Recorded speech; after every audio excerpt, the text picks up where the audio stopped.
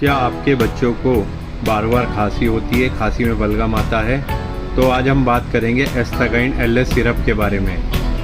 ये syrup triple combination medicine syrup होता है।